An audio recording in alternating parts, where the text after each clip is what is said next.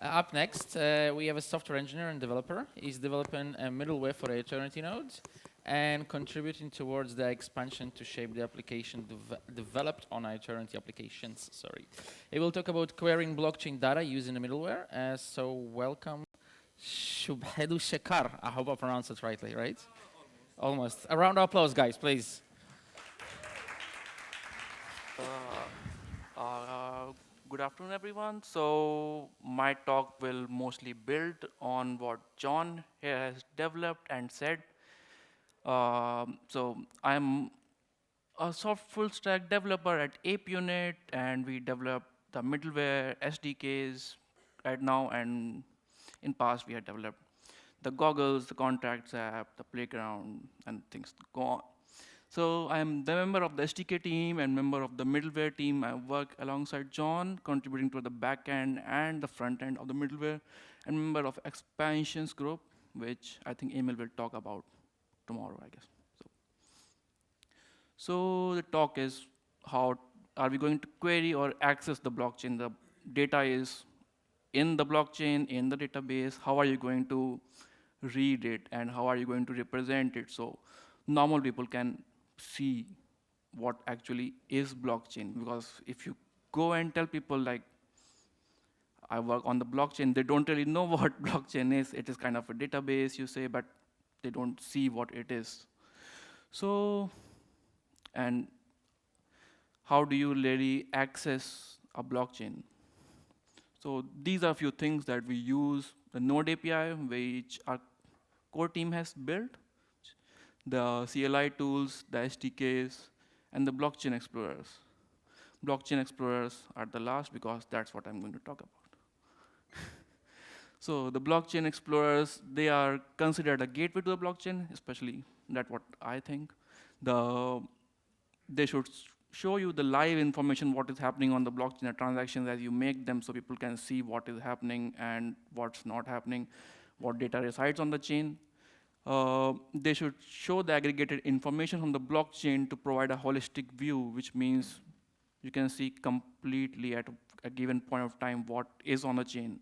The contract that you've called, the oracles that you have asked some queries from, things like that. And should provide a way for the users to verify data that is stored on the chain. That is basically goes with contracts and oracles. So this was an old blockchain explorer. John showed you a glimpse of it earlier, and most of you use this, I think. So yes? Okay. Hmm. Few details about the explorer. As you know, these are the URLs for the mainnet, textnet, and this is a repository where you can find it. Nobody is right now maintaining it, I think, because at the top it still says Minerva for some reason. So what was good in the Explorer? It was a true ape. It uses the Node APIs completely before the middleware was discovered, I think you can say. So no special backend was really required. You can start your own node and connect it to your blockchain explorer to it, and you can see that it matches. Everything is same. And since it was connected to the node directly, it was more reliable in a sense that node is the ultimate source of truth. And what was not? So it was slow, as John showed you. It took around 37 to 40 seconds. Sometime it didn't even load to show you the information that you wanted to see urgently, like the money in your account, because it uses Node API, which is kind of very slow. Then there were no live results, because again, Node doesn't provide you the WebSockets that John has built. So again, it was not there. There were no aggregated results because a specific Node API only shows you a specific data that the Node API was built to. You cannot query the complete blockchain at once. You cannot send a big SQL query that the middleware will do in the future and get all the result from the chain. And therefore, there were no results apart from the /status API, which only showed you the status of the node, and no data verification, because that's a node API again. So it was completely dependent on the node API and whatever the core team gave us. we worked on that. And these all things became the feature for the middleware. So the first thing was it should be fast. And therefore, John, every time I write an endpoint, times it, like timed it for a couple of days. Then better API, we have aggregated results, better information than the Node API. And middleware has a Postgres backend, so we can write cool and fast queries on top of it.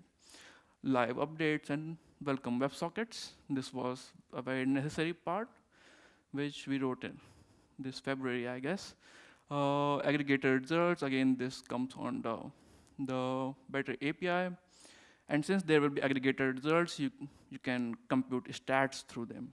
So you can see how many transactions are made per minute. You can see how many transactions are in a block, micro block, and how a complete generation contains a transaction. We have aggregated results for that. And an option to verify data on chain, especially smart contracts that John told you about. So we have an option to verify the smart contract that resides on the chain. Currently it supports a single file, but there'll be more. And from here, we build on the features that will be part of the middleware front end. So this, again, it should be fast. Therefore, since we wanted to make it fast, we should not use the Node API since it is slow. Should display live results on the middleware WebSocket, should utilize aggregated results because you cannot make a web page with a single API data, which is like nothing. So how can we make it fast?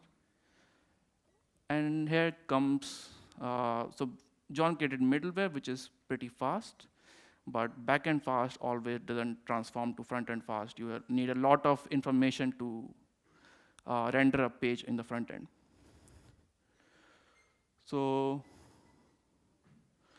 for the first initial load for the front end, you need to get the latest chain height. From there, you get the latest generation. Once you know the chain height, you can go back and find the generations where to catch up from, and then you can, from the generations, you get the transactions.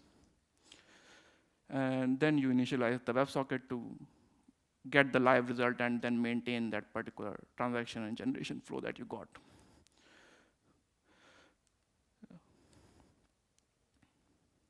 And again, this is not very fast since it took 5 different steps to complete. Things we could not do, we could not stop loading the data because that is what is required.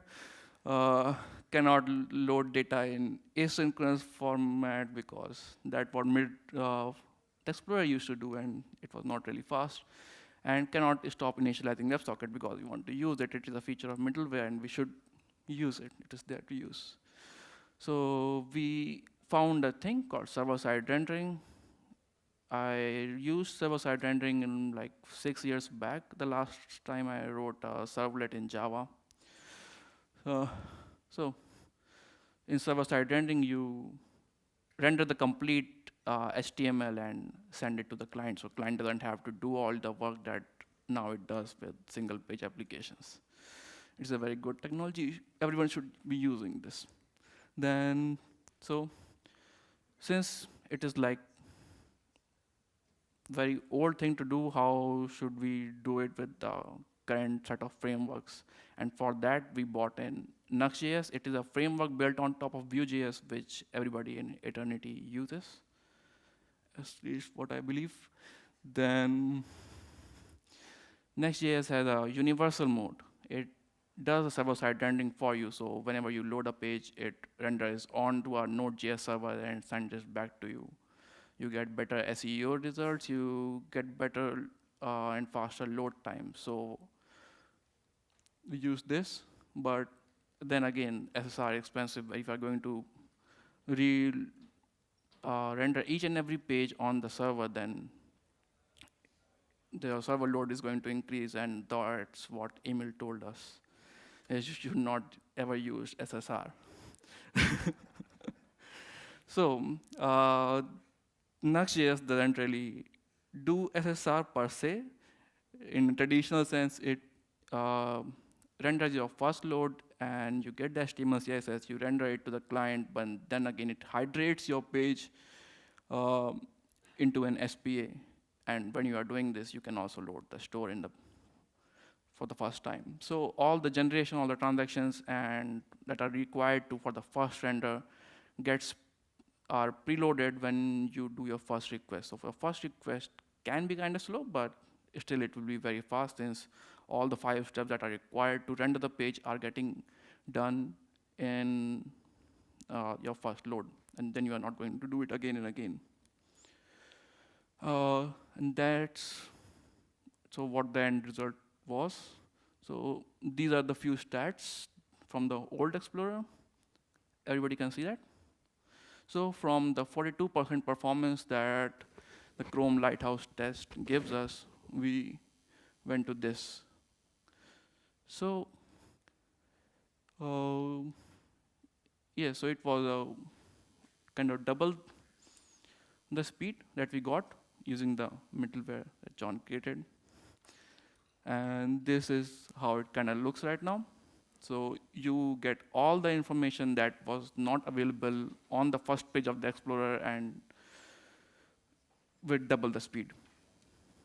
And few details about the middleware front end, you can find it here. These are the basic links: mainnet, testnet, alpha mainnet. We will also have a testnet alpha soon. This is in the GitHub repository. It is a mono repository, which Dinshaw likes, I think. So this is the mono repository inside the ape middleware fold.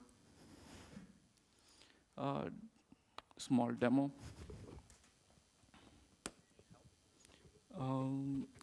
Let me see.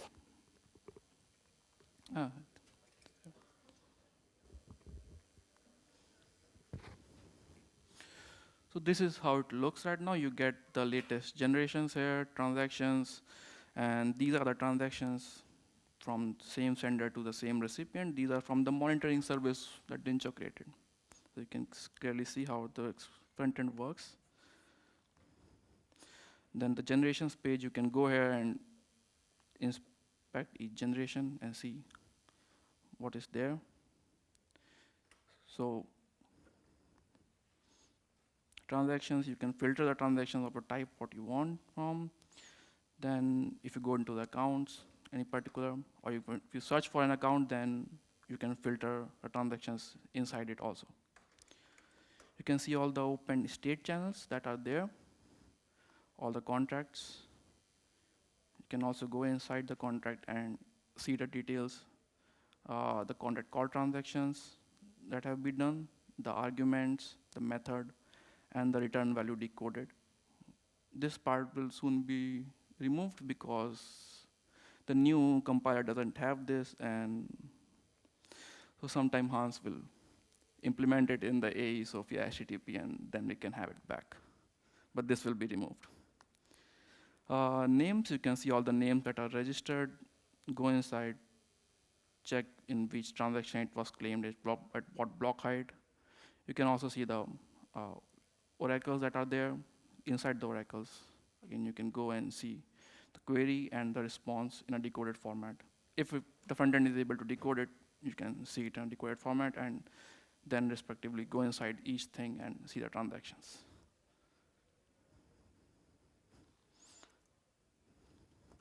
This short demo, this is the feature set, and in a couple of weeks, one more feature will be there of contract verification. So you can go into the contracts page and verify if that is the actual contract, if you have the source code. This is the end. Okay. Any questions? Okay. All right, so questions? Was that a hand? No? I'll be like, the auctions, 1, 2, 3, okay. Okay, that's a hand. No. Oh, you see, you do have a question. There we go, excellent. No, I just have a correction, which is that you wrote the WebSockets. Okay. Sorry That for was that. quick. Oh, there we go. You said that the original blockchain explorer is not maintained anymore. I think so. Do you know why? Not exactly, no. Maybe Eamon will know, or someone. Eamon? While, okay, while I think that the middleware is a really great tool, but for a really basic, I mean, you can embed the original blockchain explorer in some kind of tool sets really more easier than running a middleware. So I still do think that we should somehow resurrect this Keep it. No, development. keep it. I'll give you another one. Right? Another one. What are the tool sets where we can embed the original blockchain explorer and not this one? I mean, this is not a blockchain explorer. It's a Spin that front shit. To just inspect basic blockchain data, Mm-hmm. Yeah, can I jump in? the explorer is enough, right? I just want to see a transaction or Yeah. Yeah. The trouble with that is that it's been a very long time since the original Explorer didn't require the middleware because it was made for users to see the blockchain. So for its original use running on a website for people looking at the blockchain, it was necessary to put the middleware in just so that people would keep looking. But I do agree with you that we should resurrect the old version which just talks to a node because then we can see. For example, for local development, why would you need that analysis? We agree. Otherwise, great tool, great job. Thank you. Thanks. Round of applause. Thank you. Thank you.